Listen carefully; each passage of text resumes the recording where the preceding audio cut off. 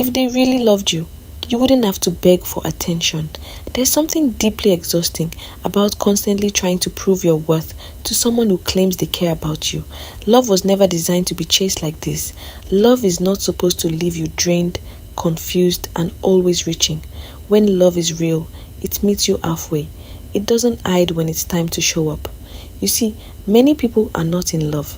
They are in pursuit of validation, pursuit of acceptance, pursuit of something that keeps slipping through their fingers.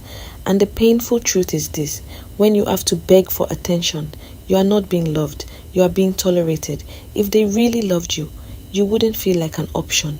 God did not create you to compete for a position in someone's life. You are not number two. You are not a backup plan. You are not just in case.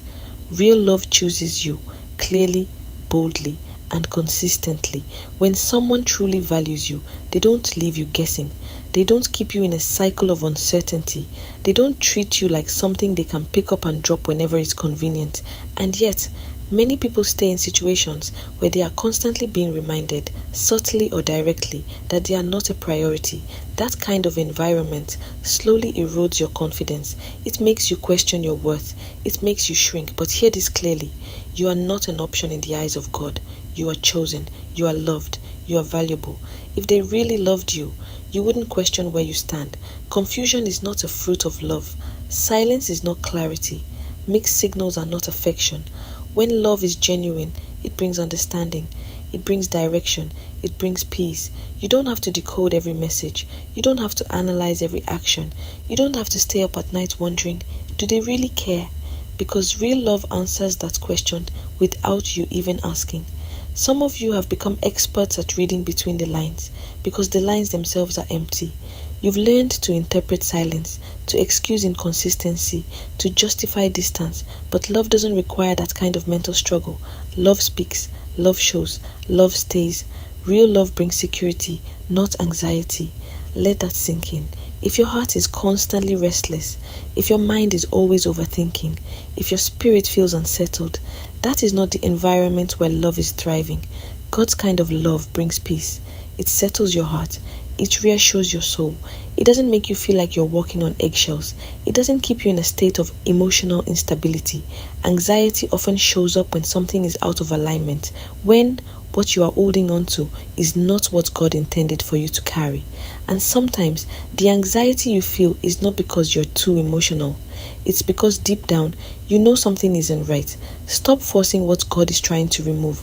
This is where it gets difficult, because many people can recognize when something is wrong, but they still hold on.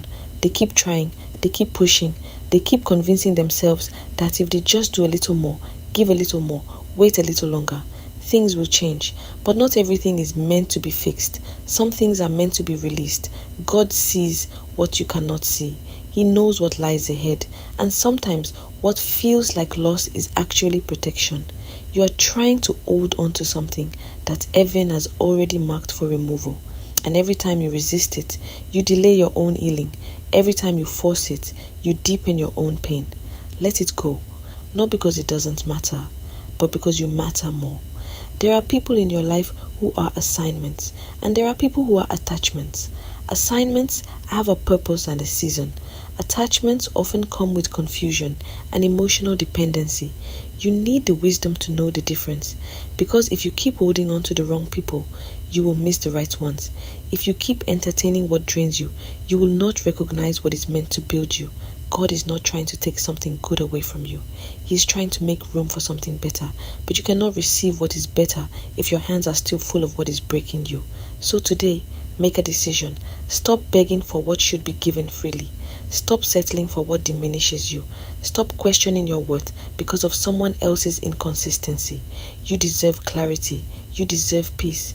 You deserve a love that reflects God's heart, not confusion, not fear, not instability. And most importantly, you deserve the courage to walk away when something is no longer aligned with your purpose. Because sometimes the greatest act of faith is not holding on, it's letting go and trusting that what God has for you will never require you to lose yourself to keep it.